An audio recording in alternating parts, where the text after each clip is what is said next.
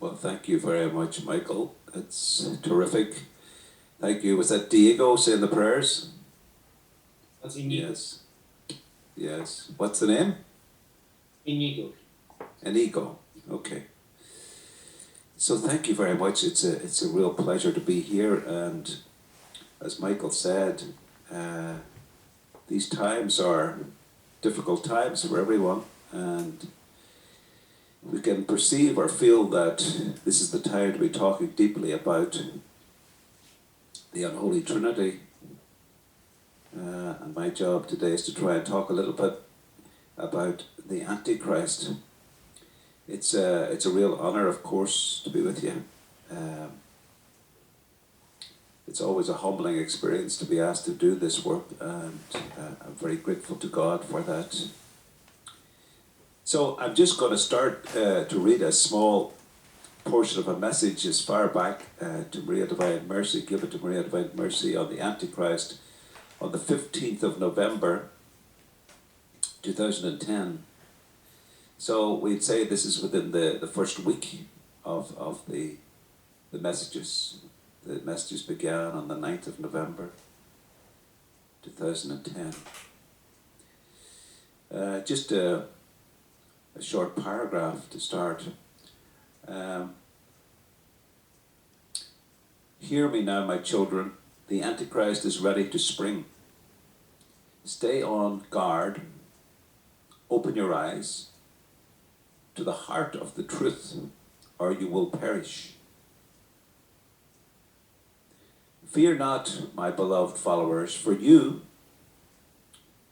will lead my flock into the holy adoration of my eternal Father.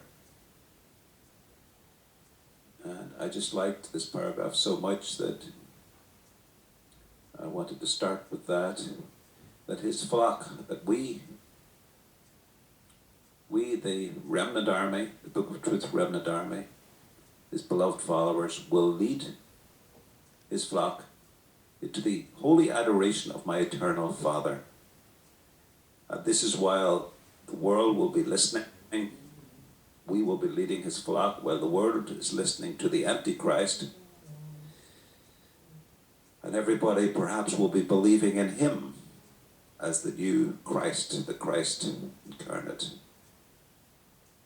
Jesus returned, and we will be doing the work of leading all the followers to holy adoration of my eternal Father. So that's a very profound message to start. There's a lot of material, of course, on the Antichrist, and perhaps we should look at some of the biblical, what it says in the Bible, before we enter more deeply into the Book of Truth. So I would like to kind of divide it a little bit into a few passages from the Bible, and then most importantly, what our mother has told us and reminded us in the Book of Truth of her mission in La Salette, and what she said in La Salette, which was quite a huge volume of material. But we'll read some of that on the Antichrist, and then we will follow up by reading the messages that the Lord has given us in the Book of Truth, some of the messages. So let me just start by reading the passages that you already know, I'm sure. I start with Matthew 24.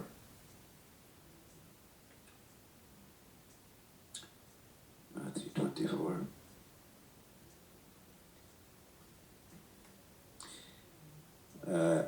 Matthew 24, verse 15. So when you see the appalling abomination of which the prophet Daniel spoke, set up in the holy place. I think that's pretty self-explanatory. The appalling abomination set up in the holy place. Then those in Judah must escape, that's us, must escape to the mountains. If anyone is on a rooftop, he must not come down to collect his belongings from the house. If anyone is in the fields, he must not turn back to fetch his cloak. Alas, for those with child or with babies at the breast, when those days come. Pray that you will not have to make your escape in winter or in the Sabbath. For then there will be great distress unparalleled since the world began, and as such will never be again. And if that time had not been shortened, no human being would have survived. But shortened that time shall be, for the sake of those who are chosen. If anyone says to you then, look, here is the Christ, over here, do not believe it. For false Christs and false prophets will arise, provide great signs and portents, enough to deceive even the elect, even ourselves, if that were possible. Look, I have given you warning. That's Matthew 24, talking about the coming of the Antichrist when he has taken over the church, and he mentioned the prophet Daniel. So let's just see if we can go to Daniel and see what Daniel says on this. He says many, many different things, of course, but if we go to Daniel 9,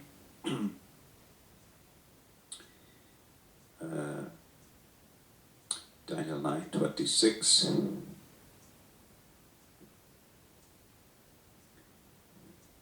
The end of that, the prince will be a catastrophe. And until the end, there will be war and all the devastation decreed. He will strike a firm allegiance with many. This is talking of the Antichrist. For the space of 1 week, for the space of 1 half week. And he will stop the sacrifice and oblation. We understand to stop the sacrifice means the sacrifice of the Mass. He will stop the sacrifice and the oblation. And on the wing of the temple, let's say the wing of the temple, the side altar or whatever, it will be the appalling abomination. I presume, we might presume to be suggested maybe his photograph will dominate the church and certainly present in the side altar until the end. And on that wing, and on the wing of the temple will be the appalling abomination until the end, until the doom assigned to the devastator. So Daniel has a few other important passages. We could look at Daniel 12, verse 11.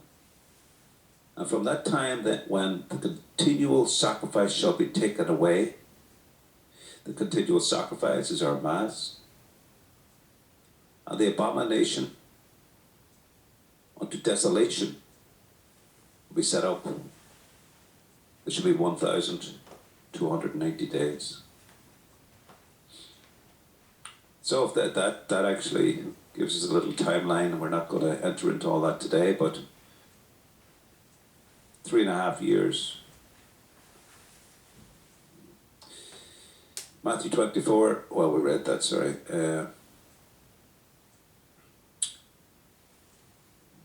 So then let's just one other, 2 Thessalonians, also very important, 2 Thessalonians chapter 2, and verses 3, start with 3.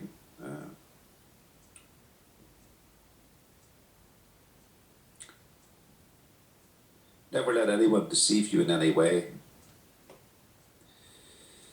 Paul here is talking about people were, previous to this, in this chapter, where they were talking about the Lord was coming. Some people were spreading the rumor the Lord was, his second coming had happened and was going to happen. Let no one deceive you in any way.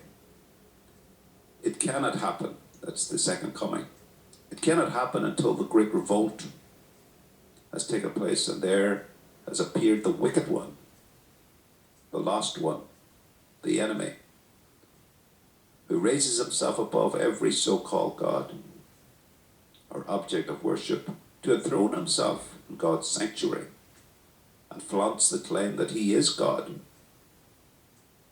Surely you remember me telling you about this when I was with you. And you know too what is still holding him back from appearing before his appointed time. That's the Antichrist. The mystery of iniquity, it's also called the mystery of wickedness, is already at work. But let him who is restraining it once be removed, the wicked one will appear openly. And as we know from the previous readings there, the one who is restraining him is obviously the Blessed Sacrament, the perpetual sacrifice. The mystery of iniquity is already at work, but let him who is restraining it, restraining the mystery of iniquity, once be removed, and the wicked one will appear openly. So when the sacrifice of the Mass is distorted or incorrect, with false words for the consecration, the Mass will know it all to be valid. The wicked one will appear openly. The Lord will destroy him with the breath of his mouth and will annihilate him with his glorious appearance at his coming. But the coming of the wicked one will be marked by Satan being at work in all kinds of counterfeit miracles, signs and wonders, and every wicked deception aimed at those who are on their way to destruction, because they would not accept the love of the truth and be saved. And therefore God sent upon them a power that deludes people, so they believe what is false, and so that he who does not believe the truth and takes their pleasure in wickedness, they may all be condemned. So those are the biblical aspects. I'm sure there's many more, of course, but just some of the ones that I picked out, which I think are very important to have. Maybe, you know, that you're familiar with those, because they're very, very powerful. We also have, of course, as regards the Antichrist, we also have our Catholic Catechism, which tells us clearly, the CCC 675, which is about the trauma that the trial that the Church must pass through, and that the Antichrist will come on the scene. I'll read that few lines from the Catholic Catechism. Before Christ's second coming, the Church must pass through a final trial that will shake the faith of many believers. The persecution that accompanies her pilgrimage on earth will unveil the mystery of iniquity in the form of religious deception, offering men an apparent solution to their problems at the price of apostasy from the truth. These are incredible words. The supreme religious deception is that of the Antichrist, a pseudo-messianism by which man glorifies himself in place of God, and of his Messiah come in the flesh. Come in the flesh. So these are all leading us to an understanding that these things must come to pass. And of course we know that we're in this apocalyptic time. And we know that it's in our time that this man will appear. And we need to have a deep understanding and a readiness, of course, a preparedness. Our Lady talked on many different occasions about the Antichrist, but we have mentioned very definitely in the Book of Truth about, Our Lady said, you know, people haven't listened to my prophecies of La Salette, So I propose to introduce that as well. These are the words of Our Lady in La Salette. I just read a few paragraphs because it's Our Lady's words are much more important than my words, of course. Before this comes to pass, there will be a kind of a false peace in the world, which we know now. And people will think only about having a good time. I think we can sense that in our world today. But my followers, that's you, will grow in their love of God and all the virtues which are so dear to me. These humble souls, guided by the Holy Spirit, will be guided by the Holy Spirit.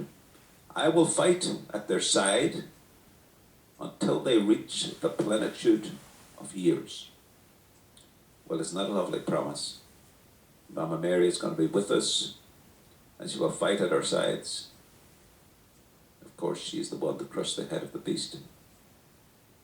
That's paragraph 23 of La Salette.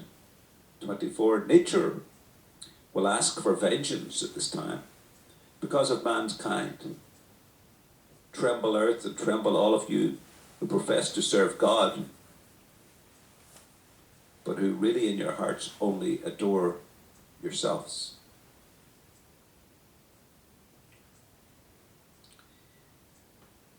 The Antichrist will be born of a Hebrew nun, a false virgin, who has communication with the old serpent, the devil, the master of impurity. The Antichrist's father will be a bishop. At birth, he will spew out blasphemies, utter terrible profanities, perform apparent wonders, but he will feed only on impurities. The seasons will change and the earth will produce bad fruit. Stars will lose regular motion. Moon reflect a reddish glow. Earthquakes swallow up mountains and cities. Rome will lose the faith. And Rome will become the seat of the Antichrist.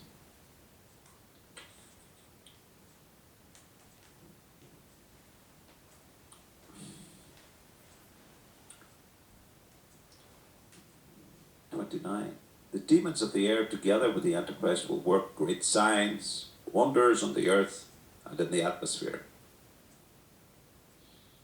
I'd just like to add there, we have no idea of the technology the Masonic forces that are allied with the Antichrist have. We have no idea of the technology, what they will be able to do, the apparent miracles that will happen as a result of their technology. And mankind will become more and more perverted. But God will take care of his faithful servants and all men of good will. The gospel will nevertheless be preached everywhere, and all the people in all nations will have knowledge of the truth. I'll just finish with this, paragraph 30. I make an urgent appeal to mankind. This is 1846. La Salette, 1846. I make an urgent appeal to mankind. I call upon the true disciples of God who live and reign in the heavens. I call upon the imitators of Christ made man, the only one true Saviour of mankind. I call upon my children, my true followers, those who have given themselves to me, so that I may lead them to my divine Son, those whom I carry, so to speak, in my arms, and who have lived with me in spirit. Finally, I call upon the apostles of the latter days, the disciples of Jesus Christ, who have lived in scorn of the world, and for themselves in poverty, humility, and silence, and prayer, mortification, chastity, and union with God, in suffering and unknown to the world. It is time that they came out and stood and enlighten the world. Go and reveal yourself, my most cherished children. I am with you and within you, provided that your faith in my Son is the light that shines upon you in these unhappy days. May your zeal cause you to hunger for the honor and glory of Jesus Christ. Fight, children of the light, you few who see the light and are not deceived. For this is now the time of all times and the end of all ends. So that's from Mama Mary's words in La Salette. And they lead us to a deep understanding that these things are inevitable, that the Antichrist is already here. We see the signs and we see the changes that we have been told are going to happen. We see them happening within our church and within the world. We know that the Antichrist is already here. We don't know exactly his age, but he would soon appear on the scene. We know from reading the Book of Truth, he will be adored. He will be an incredible person who will appear to sort out the problems of the world. It says in one of the messages that he will sort out wars that he creates. The first notice we will notice is the first war that will be noticed. Apparently in the Book of Truth it tells us there will be a war in Israel, and he will sort out, he will become the great peacemaker. It will be seen as probably the first time that we will notice his appearance in the world. And he will immediately zoom to an incredible popularity, an extraordinary rise to fame. Will be seen on all TVs, videos, will preach the word of God, will say that he is Christian Catholic, will know the Bible, will be able to quote the Bible. However, the Lord tells us in the Book of Truth that he quotes things in reverse, that he knows the Bible, but he has it he will pervert it.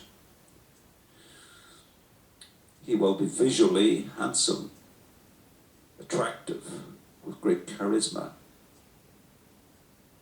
The world will be at that stage, in whatever number of years hence this is, or maybe months, I don't know. The world will be so delighted. Maybe after all these viruses, the world will be delighted to have a apparent man who stands up above, puts his head above everybody else, and says that he will sort the problems of the world. He will be able to heal people. He will receive a gift from the devil to do some form of perverted healings. People will appear to have been healed by him. And people will begin to talk about him very swiftly that he is the Christ. Apparently the bishops and the cardinals, the church will all be delighted to promote his words. He will be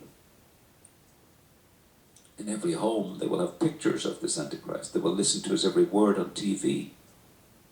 They will think that he is so loving and kind, gentle. The Book of Truth tells us behind that he will hate humanity. He will come across as the most loving, caring person, full of compassion and understanding, particularly for the Bible. That people will say that this is the Christ. People will actually believe. They won't. They will come up with this themselves. And it will begin to spread that, yes, this is Jesus. And then he will tell us at some stage that he is the Christ, returned. So people will fall at his feet. Everybody will fall. Everybody in the world will fall at his feet. We must understand that the crises, there will be many crises before this, that people will be either in poverty, for wars, or from viruses. People will have to take the vaccine, forced vaccines. People will be in crisis on all levels. And they will be so happy that someone stood up, that there is a Savior. They will be so delighted, and He will make promises to them that He will sort everything. Behind the scenes, we know that He will be involved with the one world Masonic order, the one world order, the new world order. One world. One world church, which He eventually will be able to take over. The Catholic Church, the one world church. We know that it's going to take Him time to take over the church, because all the churches must be basically, the Blessed Sacrament must be got rid of. The Lord's presence must be cleared from the church. The continual sacrifice of the Mass must stop. The churches must be desecrated in some form. Because the Antichrist is unable to enter a church,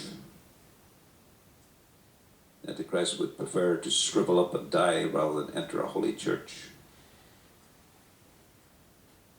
So the churches must be desecrated, and the sacraments must be desanctifying, no longer correct. When the sacraments are just a man-made process with no reference to Jesus, then the Antichrist will be able to enter. He will be invited to enter the church. He'll be invited to take over the church by the false prophet. The purpose of the false prophet is to prepare the way for the Antichrist. That's the purpose of a prophet. So all these things will take place, and on the monetary scene, the money aspect, of course, the Masons will create the one world currency. They will want to create a currency. The Antichrist will be put ahead of this new monetary system, the banking systems. He will be seen to lead up the banking systems. And of course, the people who ally themselves with him initially will become very wealthy. But very swiftly, they will all, I don't know, is it from the very start? I'm unsure about that, but very swiftly they will all have to take the mark of the beast. In order to trade, in order to buy and sell, in order to live in this world, to be able to participate in the society of the Antichrist, will be an Antichrist society. You'll be forced to take the mark of the beast to participate. So that basically means that we will be chipped. They will ask to chip us, to place a chip in our hands or forehead, or both.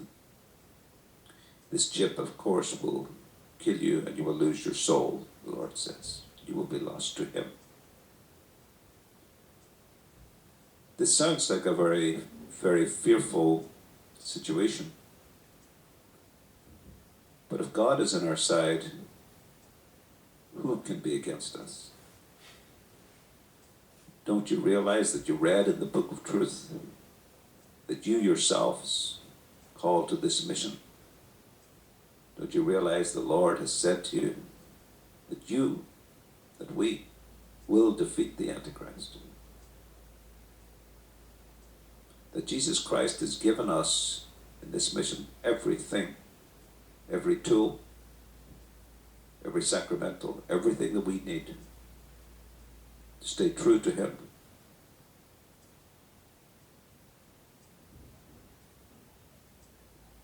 And to defeat the Antichrist. That's why this mission is so powerful. That's why this mission is the last end-time mission. We have a purpose to save 5 billion souls. and a purpose to save 2 billion lost souls. And as it said at the very start, my beloved followers, you will lead my flock into holy adoration of my eternal Father.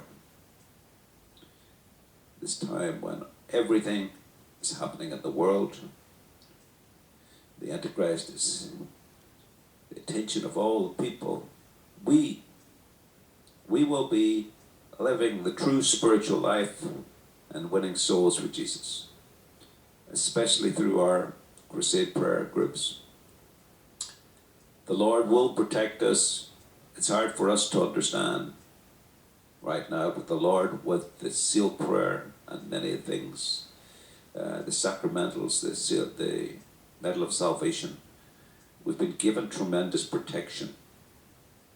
We must realize the power that God is God. God is the mighty, mighty creator of the universe. In 1 second, he could do away with the Antichrist. But it's his wish that things would progress in this manner, so that he may be able to save the most souls, because everybody has been given free will, and he wants to. He knows that it's his will that these things are to happen, to save as many souls as possible. So I haven't even talked about the Book of Truth yet. Isn't that extraordinary? But it's not everything that I have spoken about comes from the book, from reading the Book of Truth. So I'm going to read, if you don't mind, I'll read you a few messages and maybe stop at bits and pieces to speak a little bit about them. In fact, when I was looking through for messages on the Antichrist, I found really book four had 4 or 5 wonderful messages. So this is the 19th of October 2013. This work that has been bestowed upon you is sacred. This end-time mission.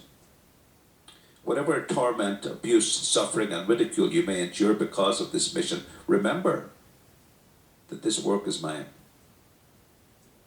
My final mission given to the world through God's prophet is a great gift to humanity.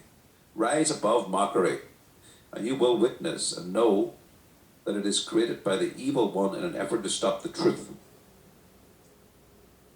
The truth, my holy word, will be trampled on, and every demon released from the depths of hell will do everything possible to silence my voice. This is the lead up to the Antichrist. We've experienced this. We see this. Every effort has been made to silence us.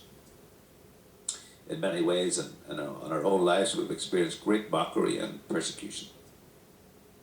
Working through these souls who leave themselves open to infestation, the evil works of Satan will soon be camouflaged and presented to the world as Holy Scripture. So there are people who are infested, and they're going to work and organize a change and pervert Holy Scripture. The new doctrine, they will say, was divinely inspired by me, Jesus Christ. We have to believe that Rome will lose the faith and will become the seat of the Antichrist. The whole world will be brought to attention as it is unveiled layer by layer and applauded, especially by a secular world. Those who would never expect to give honor to God will be the first in the queue to embrace the series of heresies, lies against me, as they're revealed. Church, are we prepared to look at that? Lies and heresies have been already happening within our church. The reality of communion to those people who are living in adultery. Sacrilegious Holy Communions. the rise of the homosexuals within the church. We see many of these acceptance, the heresies happening. Never before will the Catholic Church receive such public honour from the world's media and the political elite. Never before will atheists and all religions included, those who do not honour me, open their arms and drop to their knees in honour of those who say that they are of God. So these false teachings in the Catholic Church and false teachers, people will fall on their knees before them. And they'll tell us that sin is no longer important. Sin is a human weakness. We've already learned this. When my image disappears and is no longer seen, and when my crosses, holy Bibles, missalettes, and the Holy Mass, rosary beads, medals, scapulars, and benedicts are no longer to be found, you will know that the reign of the beast has commenced. We see this happening within our churches. You know, my crosses.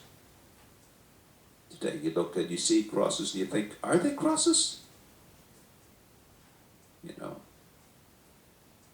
they don't even put a body of Jesus on the cross anymore. Holy Bibles, missalettes for the Holy Mass, rosary beads, medals and scapulars. The world will sing the praises of the Antichrist. No sooner will he have created peace, a false peace, created because of wars he helped to start, then he will make startling statements. He, the Antichrist, will declare that he has received messages from God, the Father. And they will seem to be authentic. That's the important issue. For people whose minds have been trained over the last 50 years to listen to the deceptions that have become a part of the great deception of the mass media, and who no longer have control of their own minds, they believe all that they hear from the media. These messages that he will talk about will seem to be authentic. Then, using the power of the occult, he will be seen to heal many and appear to have great spiritual gifts. Many will be astounded and astonished by the so-called miracles which will seem to be performed to the world. And the world will adore him and lay prostrate at his feet. And he, the Antichrist, will declare himself to be Jesus Christ, the Son of Man, and say that the time has come for him to reclaim the world and to salvage the whole of mankind, the whole of humanity. Isn't that extraordinary? Anyone who dares to challenge the filth and obscenities which will pour from the mouth of the beast will be punished severely. People who want to remain in the deception won't hear the filth and the obscenities that will pour from his mouth. They will hear it as a new revolutionary Christianity. A perversion, but they will hear it as something good that they want to hear. At this time, because of the infestation of Satan in the world, sin will be widespread. Surely we could say that's today. And humanity, the human dignity will reach its lowest level. Surely we can say that is today. Where impurity, lust, greed, and every other vile sin in the eyes of God will be witnessed in every public place. Surely that's relevant for today. Because sin will be declared to be a natural human fault. And because you will be told that God will not judge you on a weak human trait, many will embrace sin, and will have no shame left in their souls.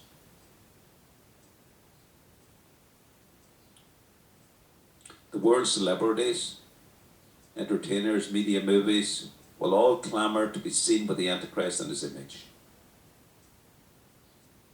Imagine that. Everybody will clamour to be seen with him because they will believe. They will truly believe that this is, they mightn't admit it at that stage, but they're beginning to see, this is Jesus returned. This man is so wonderful, he heals, this is Jesus returned.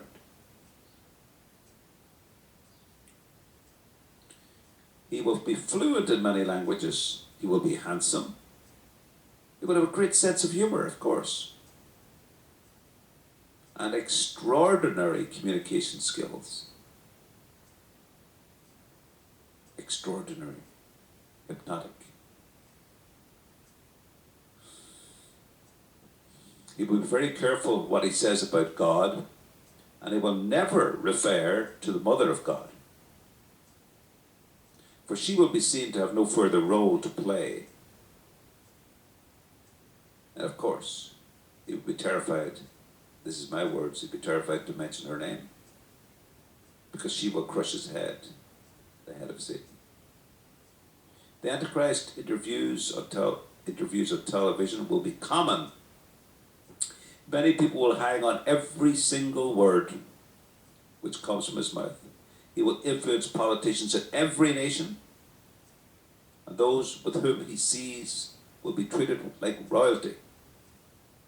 It will not end there. His quotes will be preached from the pulpits of all the churches, and he will be given great honour and positions in all the churches, and eventually will sit on the new throne in the new temple of Babylon, which will be our church, the Catholic Church, the one world church, the new one world church.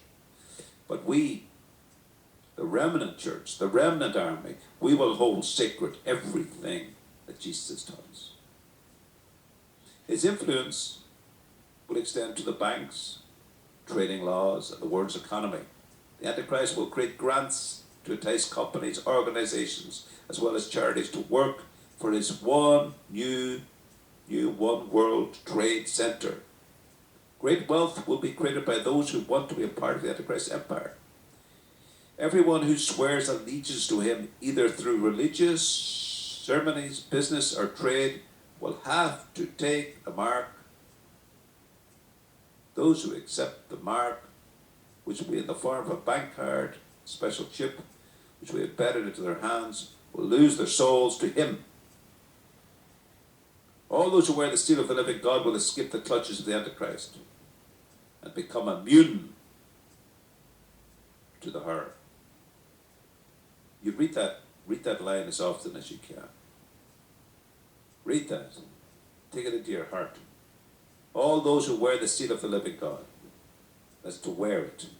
All those who wear the seal of the living God will escape the clutches of the Antichrist and will become immune to the horror. Read that. Read it often. Do not ignore this warning. Do not fear it. For if you follow my instructions, you will be protected. I spilt many, many tears giving you this message. And this is why my pain in you, my daughter, at this time is so great. Comfort me by calling on my mercy and my protection. I'd say that in itself, that message in itself is just, wow, it's just, tells us everything we need to know. Michael, how are we doing for time? We're okay, Joseph. So, you'd like me to continue on? Yeah, 10 minutes, 10 minutes. Okay, thank you. Thank you.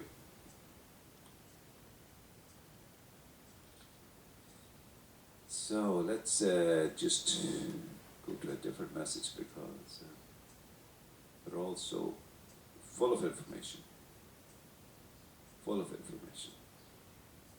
Let me just see, there's I have it picked out here, but he will, sorry, this is on the 15th of February. 2014. He will convince many the taking of life. But this is just about try and grasp this. He will convince many that the taking of life is for the good of others. The taking of someone's life would be an important part of human rights.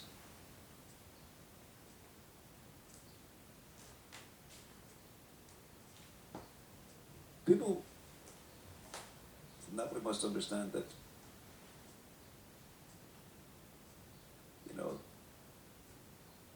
people will be killed if they disagree with the Antichrist. Taking life is for the good of others, to protect the wonderful new world, one world order that they have, the great unity they would have in the world.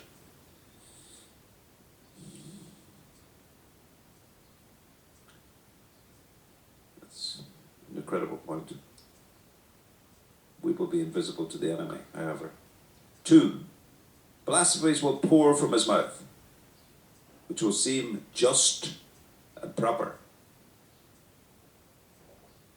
In other words, people will be so perverted and taken over by this demon, the Antichrist, that even though this man pours from his mouth blasphemies, they will hear them as just and proper. You must understand that at this time, the mind of man is in total surrender and in hypnosis to evil. The great deception has come. The great deception is here. People are choosing to live in the great deception and allowing themselves to be open to the hypnosis of this beast. And they will see what he says as just and proper. He will justify everything by quoting Holy Scriptures backwards. This man will be so plausible. He will know Scriptures inside out and upside down. But he'll be able to draw out of the Scriptures the lie, the distortion of the truth, backwards.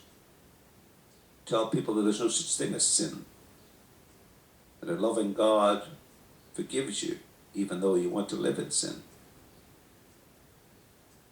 People will believe these things. Those who hang on his every word will not know enough about the word of God to be able to contradict him. He will be such an incredible, knowledgeable being. Bibles, of course, will be banned at some stage. People won't know Scriptures. Then he will give the impression that he prays constantly. That's the one winner there. There's the great winner. If we think somebody's really holy and they pray all the time, we really believe in them.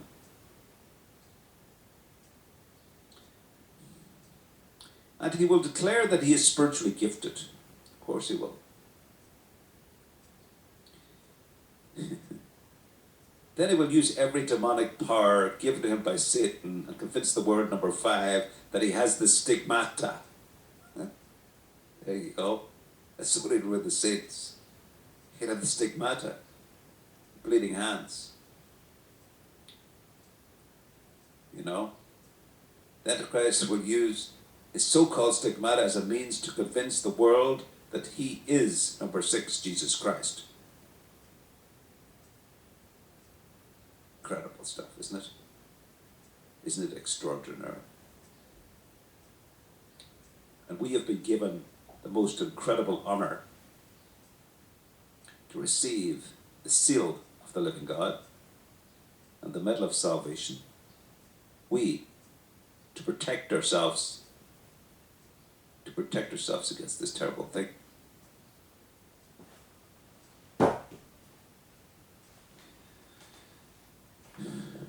Just one more little Isn't it fantastic to be able to open the book of truth, isn't it? Just to be able to open the book of truth. This is book 4, like to be able to open the book of truth and come up with these extraordinary, wonderful, incredible messages. Sorry for laughing. It's not funny, but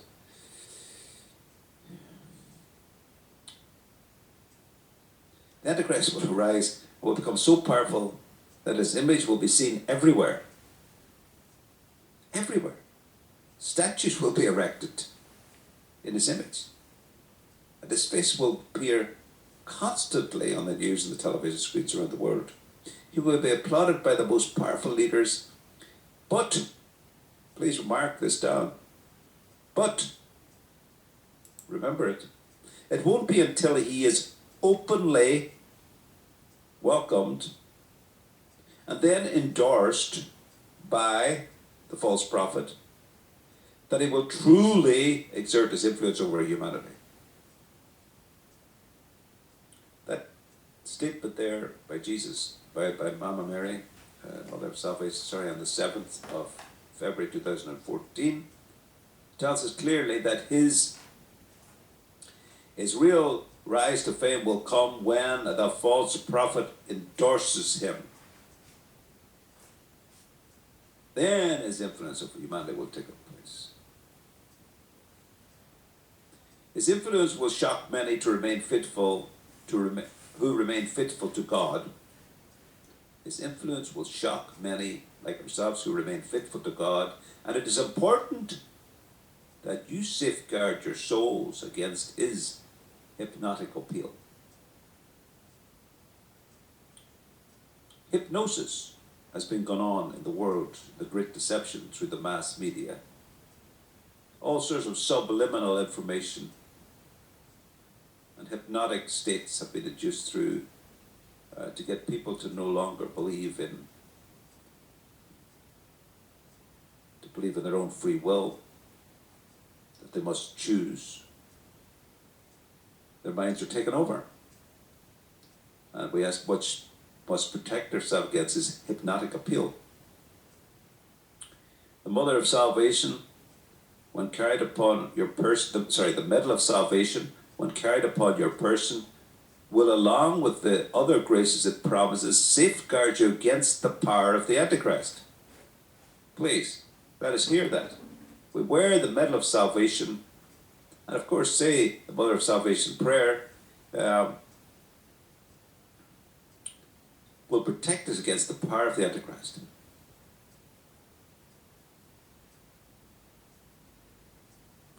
It tells us people, the Antichrist, the people in their millions will convert to him. This false exterior of holiness that he will have will bring tears of joy to all those who have had no faith up to this time. There will be a series of false apparitions in which the image of the side of the Holy Spirit will be seen, will appear everywhere. False apparitions. Technology beyond our comprehension. So we see, we could really take another couple of hours to even scratch the surface of what this Antichrist is going to be like. And we should read, in fact, I think, there's many good slides that people can put up for you to give you all the information that's in the Book of Truth, on the Antichrist. It's too hard to go through it all now. But we should, as I said the last day, not just read the Book of Truth, but study the Book of Truth, Yes, put that up if you can there. That's those slides. There's 35 good slides that can be gone through at some stage. But let me finish just by reading a little bit from Isaiah about the Antichrist. It's just a remarkable verse to come across. It's from Isaiah 10, verse 13. Isaiah 10, verse 13. This is the Antichrist speaking. And he thinks, that's the introduction, for he thinks. This is him speaking, okay? By my strength, by the strength of my own arm, I have done this. By my own wisdom, how intelligent I have been. I have abolished the frontiers between peoples. In other words, he gets rid of countries. I have abolished the frontiers between peoples. I have plundered their treasures. He will take all your money. He will take everything. You will own nothing. Your money will disappear if left at banks if you don't take the chip. Everything you have will disappear. I have plundered their treasures. Like a hero, I have subjugated all their inhabitants. Like a hero, I have subjugated all their inhabitants. My hand, he's speaking about himself, my hand has found, as though a bird's nest, the riches of all the peoples. His hand has found all the riches, as though a bird's nest. Like someone collecting deserted eggs, I have collected the whole world, says the Antichrist. While no one has fluttered a wing or opened a beak to squawk. No one.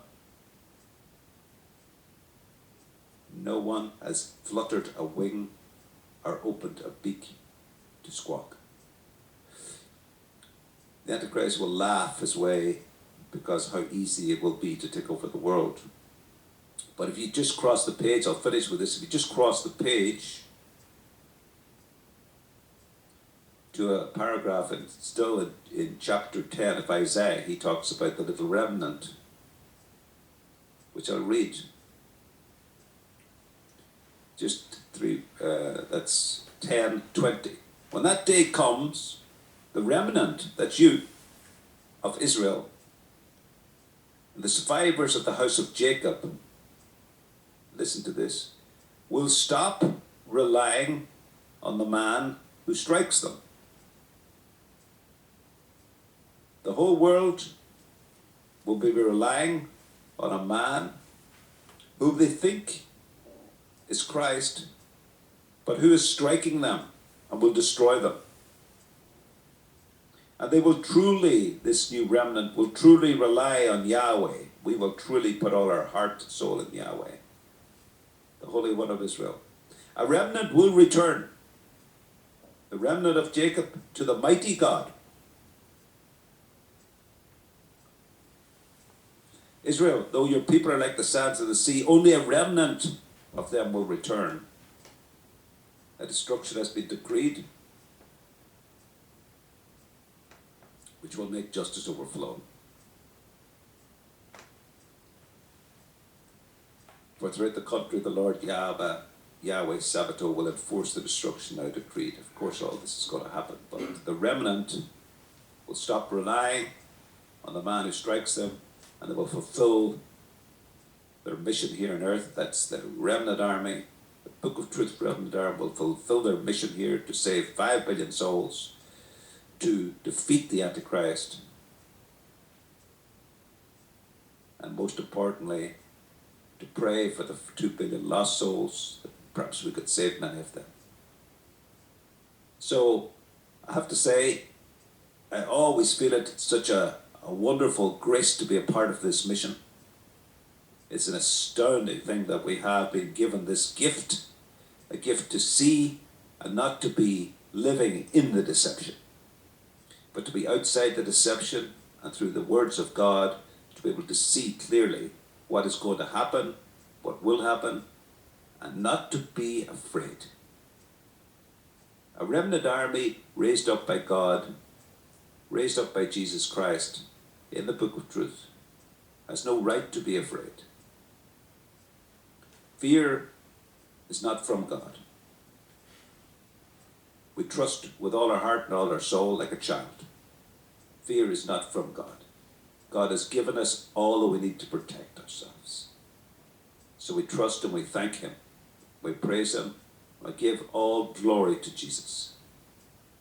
Thank you so much for listening. And I really, really profoundly enjoyed being with you. And I'll hand you back to Michael. God bless everybody. Thank you, Joseph. All right, our next topic for tonight is the false prophet. So the topic is all about the great apostasy in the church and the rise of the false prophet.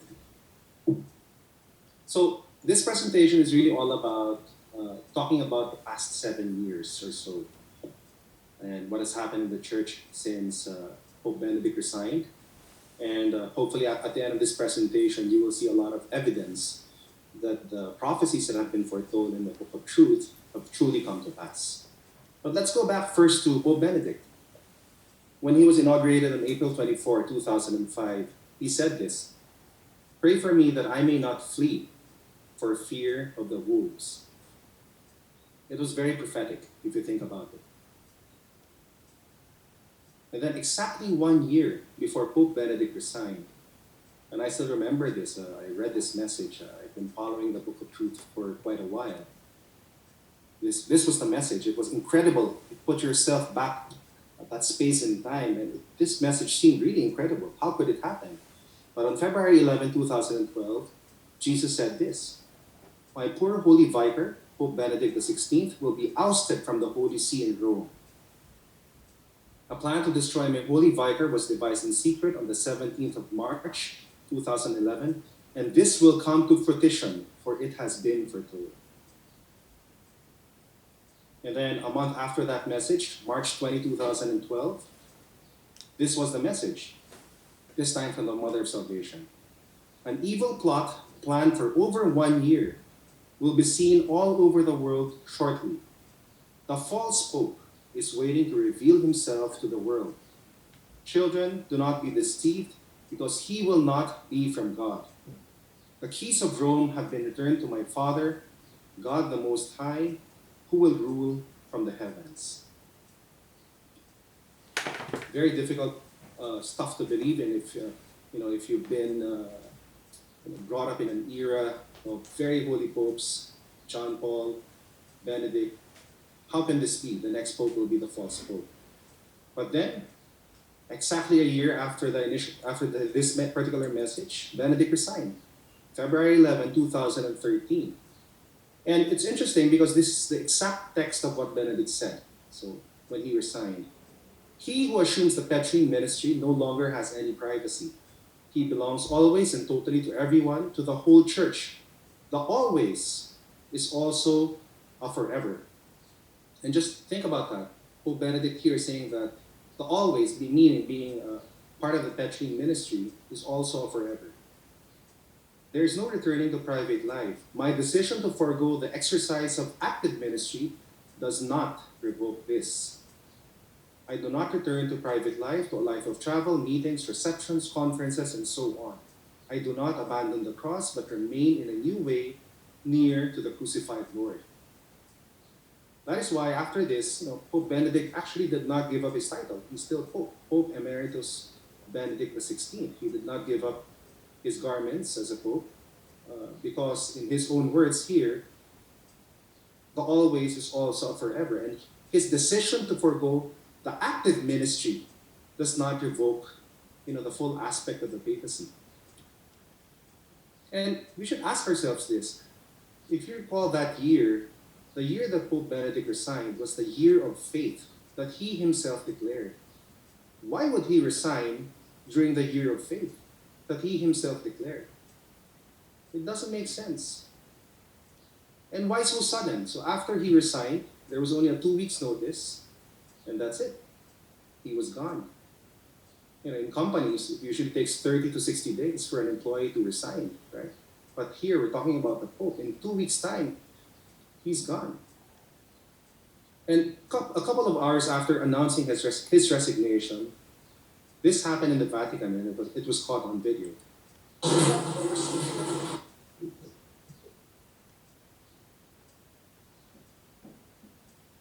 lightning struck the Vatican, St. Peter's Basilica. And here's another interesting thing that happened. 2 days after the Pope announced his resignation, something very extraordinary happened in Russia and in Cuba. Okay, so one thing to note about Russia and Cuba, what's common about them? Communism, right? This happened.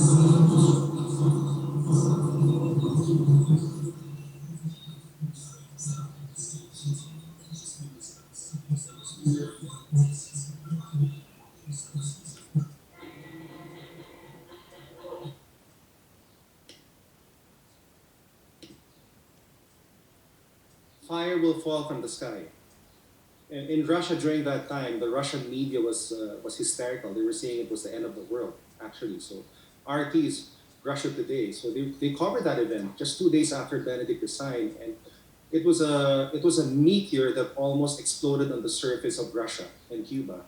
And they were saying that if that meteor hit Russia, Moscow, that would have been the equivalent of 10 times the power of Hiroshima.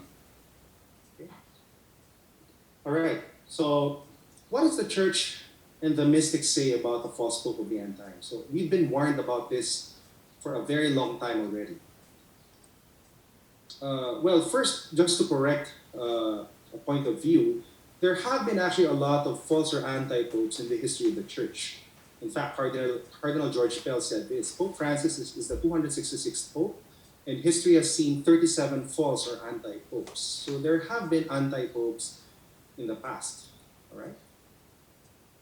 This is what the Bible says about the false prophet of the end times. So this is towards the end of the book of Revelation. And the beast was apprehended, and with him the false prophetess, who in his presence caused the signs by which she seduced those who accepted the character of the beast and worshipped his image. These two were cast alive into the pool of fire, burning with sulfur. Joseph mentioned this already earlier, so I will skip it. He also mentioned this as well, 2 Thessalonians. La Salette. So this was what Our Lady said in La Salette. Rome will lose the faith and become the seat of the Antichrist. The church will be in eclipse. Here's another message that was given to Anne Catherine Emmerich, who's known as a mystic of the church. She said this: I saw also the relationship between two popes. I saw how baleful would be the consequences of this false church. I saw that many pastors allowed themselves to be taken up with ideas that were dangerous to the church. They were building a great, strange, and extravagant church. Everyone was to be admitted in it in order to be united and have equal rights. Evangelicals, Catholics, sects of every description. I saw again the new and odd-looking church which they were trying to build. There was nothing holy about it. People were netting bread in the crypt below, but it would not rise, nor did they receive the body of our Lord, but only bread. Father Gobi, the Marian movement of priests, which has a nihil obstat and an imprimatur. Here, Our Lady said, I am weeping because the church is continuing along the road of division, of loss of the true faith, of apostasy, and of errors which are being spread more and more without anyone offering opposition to them. For the church, the moment of its great trial has come because the man of iniquity will establish himself within it, and the abomination of desolation will enter into the holy temple of God. September 15, 1987.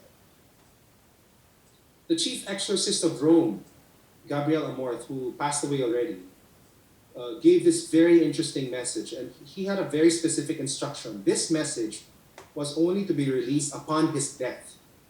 So when he died, this message was given out and it was covered. And what did he say? He said that Padre Pio told him that the third secret of Fatima was about a false church in the end times. Okay? And Father Gabriel Amorth, who has done thousands of exorcisms, he fights the devil every single day. He said this: one day Padre Pio said to me very sorrowfully, you know, Gabriel, it is Satan who has been introduced into the bosom of the church, and within a very short time will come to rule a false church. Our Lady of Akita, approved by the church, the work of the devil will infiltrate even into the church in such a way that one will see cardinals opposing cardinals and bishops against other bishops. Right? Saint Francis of Assisi, he said this: about the future end times. There will be very few Christians who will obey the true sovereign pontiff and the Roman Church with loyal hearts and perfect charity. At the time of this tribulation, a man not canonically elected will be raised to the pontificate, who by his cunning will endeavor to draw many into error and death. And now finally we come to the book of truth. July 22, 2013, our Mother of Salvation revealed the true third secret of Fatima. And I will read this message of our Mother of Salvation. And if you notice, it really coincides, it's the same. It's the same as the other messages that were given in past times. The details which I revealed are that there would be two men wearing the crown of Peter in the end times. One will suffer because of lies which have been created to discredit him and which will render him a virtual prisoner. The other one, elected, will bring about the destruction not only of the Catholic Church, but of all churches which honor my Father and who accept the teachings of my Son, Jesus Christ, Savior of the world. Now, this is what has been prophesied in the Book of Truth. Now, let's look at the facts. What I'll share with you now in the next several minutes would be facts and evidence, actual news clippings, actual things that have been said, that have been covered in media. So first, about the denial of the divinity of Jesus Christ. This is what our Lord said in the Book of Truth on March 26, 2013. You must keep your eyes open to anything which insults my divinity. It does not matter where those insults spring from, but you must never accept them in my holy name. This is what our Mother of Salvation said on April 9, 2014. My Son, Jesus Christ, will be betrayed by another Judas and one with great authority. My Son will be betrayed by another Judas and one with great authority from within his church on earth. When this, the second greatest betrayal since Judas Iscariot sold my Son for 30 pieces of silver takes place, it will make people of every race, nation, and Christian faith question the truth. This betrayal will also have far-reaching consequences because it will bring into question every single aspect of my Son's divinity. This is what was said on December 14, 2016 in a papal audience in the Paul VI Hall with patients and staff of Rome's Bambino Gesù Children's Hospital. So when asked why children suffer, Pope Francis answered, I have no answer to this question, nor has Jesus given an answer to these words. There is no answer to this question. All we can do is look at the crucifix and let it give us the answer. Is God unjust? He was unjust with his Son. He sent him to the cross. So think about that. God was unjust with his Son, and he sent him to the cross. Is that correct? If we follow this logic, then we have to say this. But it is our human existence, our flesh, that suffers in that child. And when one suffers, people do not speak. They weep and pray in silence. Eugenio Scalfari is the favorite reporter of the Pope. So he is the editor-in-chief of La Repubblica, which is one of the leading Italian newspapers. He's a professed Freemason. So he has publicly said that he is a Freemason. And he has had 6 interviews with the Pope. And he writes down those interviews. There's no recording, but he writes it down, publishes it in his newspaper, and then that gets republished tens of thousands of times all over the world with no denial from the Vatican. And the important thing to note here is that all of these interviews have been published by the Vatican, in fact, right, in a book. It has been compiled and it has been made part of a book that was released by the Vatican. So here on October 9, 2019, Scalfari claimed, and this is his quote, this is what he said. I quote Scalfari, whoever has had, as I have happened several times, the luck of meeting the Pope and speaking to him with the utmost cultural confidence, knows that Pope Francis conceives Christ as Jesus of Nazareth, man, not God incarnate. Once incarnated, Jesus ceases to be a God and becomes a man until his death on the cross. And again, you can research this. It is all over the news. It has been published so many times with not a single denial. As to the only denial that has come from the Vatican is to say that this may not be a faithful representation of their interview since there was no recording, but that's about it. There was no denial at all from the Vatican or from the Pope on the actual content that has been broadcasted all over the world. And this is another thing that the Pope said to Scalfari. I am the proof that Jesus of Nazareth, once he became a man, though a man of exceptional virtues, was not a God at all. I don't even know what that means, but that has been published. And again, I would like to reiterate here, everything here, I have researched this faithfully for the past 7 years, and you can research it, you can check it yourself. All of these are vetted. If you go to Google now and search Scalfari interview, Jesus not God, you will find that there has been 34,800 plus articles on Google about this topic. Imagine, Google has been filled with a claim that, that the Pope believes that Jesus is not God. And there's no denial at all, even until now. And here's another incredible newspaper article that appeared in La Repubblica. Another interview by Scalfari, November 5, 2019. Here, Scalfari claims that the Pope denies the bodily resurrection of Jesus Christ. And I quote Scalfari, he, referring to Jesus, was a man until he was put in the sepulchre by the women who restored his corpse. That night in the sepulchre, the man disappeared, and from that cave came out in the form of the Spirit that met the women and the apostles, still preserving the shadow of the person, and then definitively disappeared. And I'll repeat the first statement. He was a man until he was put in the sepulchre by the women who restored his corpse. No denial. Let's look at what has been said about Our Lady. And, there's a lot of confusion if you look at, what has happened in the last several years. There have been beautiful words said about our Lord, about Our Lady, but sometimes people fail to see these very subtle attacks on our Lord and Our Lady. And we have to call it out. And again, these are all just facts that I will share with you. This is what the Mother of Salvation said on April 9, 2012.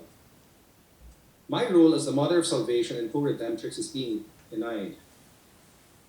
My role as co-redemptrix, mediatrix, advocate is not being accepted by divisions in the Catholic Church. I am not accepted in many quarters as to the role I must play in the salvation of souls. My poor son is so hurt by the way in which I, the Mother of God, have been dismissed. My role as the destroyer of the serpent is not understood. I have been blessed with the graces and the power to defeat and destroy the evil one. My role as a Mother of Salvation and co-redemptrix, working alongside my beloved Son to herald the second coming, is being denied. And this particular news clipping appeared on December 13, 2019. And here it says, the headline says, Pope calls the idea of declaring Mary co-redemptrix foolishness. And I quote, she never wanted for herself something that was of her Son, Francis said. She never introduced herself as co-redemptrix. No, disciple. Now let's contrast this. I mean, the title of co-redemptrix, and this can be the topic of one talk itself. But suffice to say that this title of Our Lady and her role as co-redemptrix is rich in the tradition of the Church. This is what John Paul II said. St. John Paul II said on April 9, 1997. Mary is cooperator, another term for co-redemptrix, in the redemption. So St. John Paul II called attention to Our Lady's unique role of cooperator in the redemption, which she exercised throughout her life and in a special way at the foot of the cross. Okay, so this is another very interesting thing that was said about the Blessed Mother. And this was said on December 21, 2018 in a general audience. And again, all of this you can research. And I quote the Pope here, Our Lady and Saint Joseph are full of joy.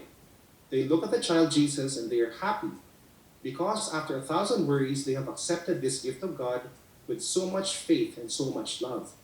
And you will tell me, of course, they are Our Lady and Saint Joseph. Yes, but let us not think it was easy for them. Saints are not born. They become thus, and this is true for them too. I'll repeat that. It was not easy for Our Lady and Saint Joseph because saints are not born. They become thus, and this is true for them too. So, what is this? This is a denial of the Immaculate Conception of Our Lady. So, this is basically saying that Our Lady was not born a saint. But again, if you think about it, the Blessed Mother is a notch, much, much higher than the classification of a saint. She's the Mother of God. She's the Queen of Heaven and Earth. All right, September 11, 2013 in a general audience. This is what the Pope said. The Church and the Virgin Mary are mothers, both of them. What is said of the Church can be said also of Our Lady. And what is said of Our Lady can also be said of the Church. Do we love the Church as we love our mothers, also taking into account her defects? All mothers have defects. We all have defects, but when we speak of our mother's defects, we gloss over them. We love her as she is. And the Church also has her defects, but we love her just as a mother. Now, if you really analyze the statement, this is what it is. And this is like extrapolation in logic. This is what the Pope says, essentially. What is said of the Church can be said also of Our Lady, correct? That's one of the first few statements. And then another statement said, the Church has her defects. Now, the unstated conclusion here is that therefore, because what can be said of the Church can also be said of Our Lady, therefore, Our Lady also has her defects. So this is a denial of the dogma of the Immaculate Conception, but again, very subtle. This one is a book interview that was published with Pope Francis on the Hail Mary prayer with Don Marco Bozza, who is the chaplain of the prison of Padua. So I quote what the Pope said here. The angel does not say to Mary, you are full of intellect. You are intelligent. You are full of virtue. You are a super good woman. Let that sink in for a while. No, he said, you are full of grace. That is full of gratuitousness, of beauty. Our Lady is the beauty par excellence. Beauty is one of the human dimensions that we too often neglect. We speak of truth, so that the rest are not too important. The most important part is the first part, which is, the angel does not say to Mary that you are intelligent. So what does that mean? That Our Lady is not intelligent, right? You are full of virtue. So what does that mean? That Our Lady is not full of virtue? And that you are a super good woman. So what does that mean? The reverse. The angel said that the lady is not a super good woman. Now, in the same book interview, the Pope said that Our Lady was just a normal girl who went shopping. So, and again, I quote, I imagine her as a normal girl, a girl of today, open to getting married, to having a family. Mary is normal. She is a woman that any woman in this world can imitate. No strange things in life. A normal mother, even in her virginal marriage, chaste in that frame of virginity, Mary was normal. She worked, went shopping, helped her son, helped her husband. Normal. And again, if you don't really think deeper, it looks okay, right? But what is wrong with this? Mary is not normal. It's all about reducing the dignity of Our Lady. Mary is not normal at all. She is the mother of God. She is the queen of heaven and earth. All right. Now on the family. This is what Sister Lucia said about the family. The final battle between the Lord and the reign of Satan will be all about marriage and the family. Do not be afraid, because anyone who works for the sanctity of marriage and the family will always be fought and opposed in every way, because this is the decisive issue. However, Our Lady has already crushed its head. This is what Jesus said in the Book of Truth on April 8, 2014. When Satan attacks humanity, his first focus will always be on the family, because the family represents all that is of my Father. He will destroy marriages, change the meaning of what marriage is, encourage abortion, seduce people into committing suicide, and he will divide and break up families. December 23, 2012, again, the words of Jesus in the Book of Truth. Those who uphold my holy word given to man through the gift of the Holy Bible will be challenged and urged to accept amendments. These amendments will be given to them, and they will be expected to swallow them and accept them as the truth. They amount to one thing. They will urge those holy sacred servants of mine to accept tolerance of sin. They will be told that God is an ever merciful God and that He loves everyone. Yes, this part is true, but then they will be instructed to condone laws which are an abomination in my eyes. The family unit and the destruction of it will be at the root of everything. And don't you notice, at the very start of the pontificate, the entire focus was the family. So Amoris Laetitia, the statements on the family, those were among the first few acts of the pontificate. Again, I quote this. This was said by the Pope on June 15, 2016, at the Pastoral Congress on the Family for the Diocese of Rome. The Pope said, and this caught headlines around the world. Mainstream media covered this. And again, there was no denial. The great majority of Catholic marriages are null. So he said here that most marriages are null. Okay, so and then the next statement, I've seen a lot of fidelity in these cohabitations, meaning living in. Man and woman living together without getting married. And I continue with what the Pope said. And I am sure that this is a real marriage. They have the grace of a real marriage because of their fidelity.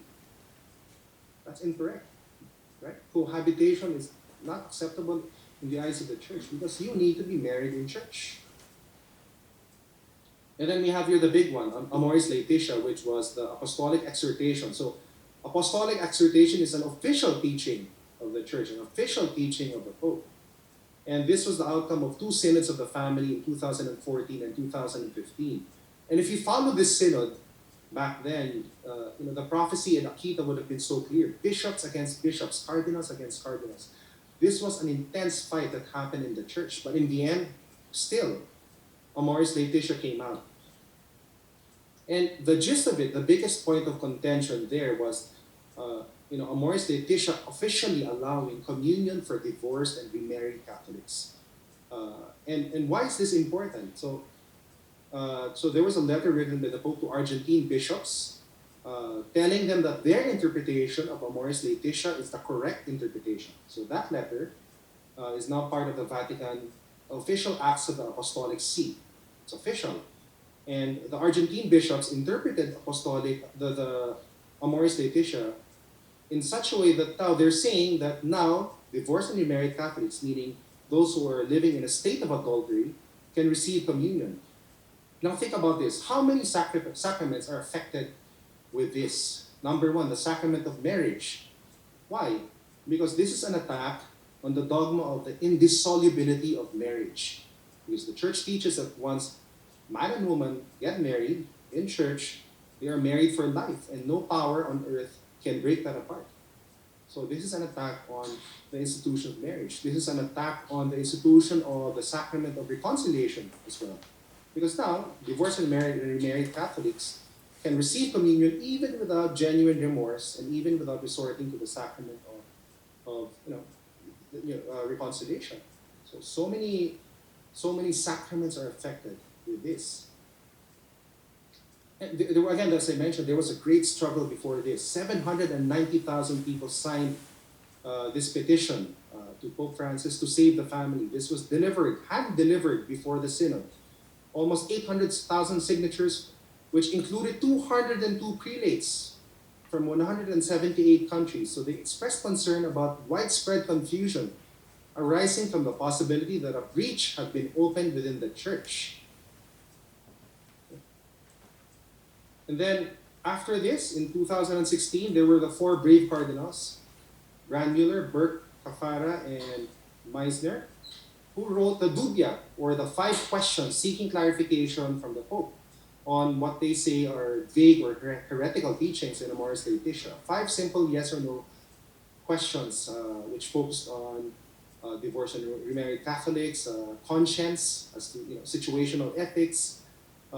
It was never responded to. There was never any audience, and therefore the cardinals decided to present it to the public.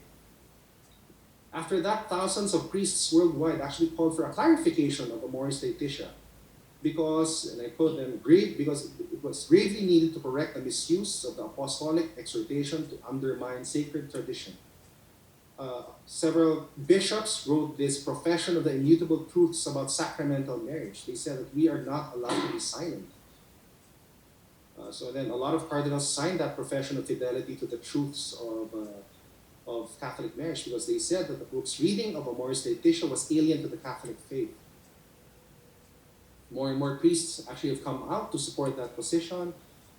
Bishop René Grosita even went so far as saying as the heterodoxy, meaning the heretical position of the papacy, is now official because it is part of the official magisterium of the church, and it is a clear contradiction to the teachings of the church. And so much so that in 2017, something that has never happened in recent history. There was a filial correction made by a lot of scholars, clergy, on the Pope, correcting him for the propagation of heresies in relation to Amoris Laetitia. So again, this was covered extensively. They wrote this letter to the Holy Father, made public. So here, 250 clergy and lay scholars have signed it, and they wrote it in defense of marriage and the true teachings of the church. But again, as with before, nothing happened. So, and this initiative was the first time that such a mechanism has been used since the Middle Ages. It's the first time since the Middle Ages that a formal vehicle of correction has been utilized to correct the Pope for propagating heresies. Okay. All right, same-sex marriage and homosexuality. So obviously the church teaches that homosexual acts are intrinsically disordered and does not recognize same-sex marriages. We all know this, but I just want to point out this particular news story that appeared on March 28, 2018. There's a French priest, his name is Daniel Duigu, who appeared with the Pope on the cover of the priest's March 2018 book. And I can't read the French here, but obviously he published a book, and they both appeared on the cover. And in this book, he claimed that the Pope approved his blessing of homosexual couples. And I quote him. So that's the book, that's the priest. The first question he asked me was this: do you bless divorced and remarried couples? Which is one of the big questions today in the church, explained to Duigu. He recalled responding, I listen and I bless.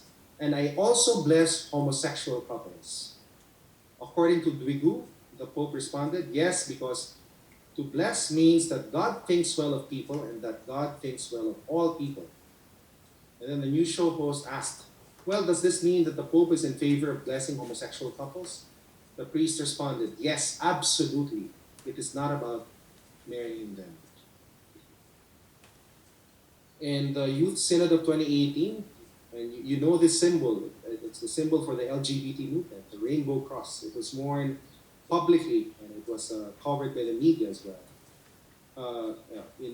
This was the Vatican. This was how the nativity looked like in the Vatican in 2017. It's very troubling, so to say the least. Okay, so a lot of innuendos about the LGBT movement. Cardinal Marx, the president of the German Bishops' Conference, said that on the question of whether homosexual unions could receive the Church's blessing, he said that there can be no rules.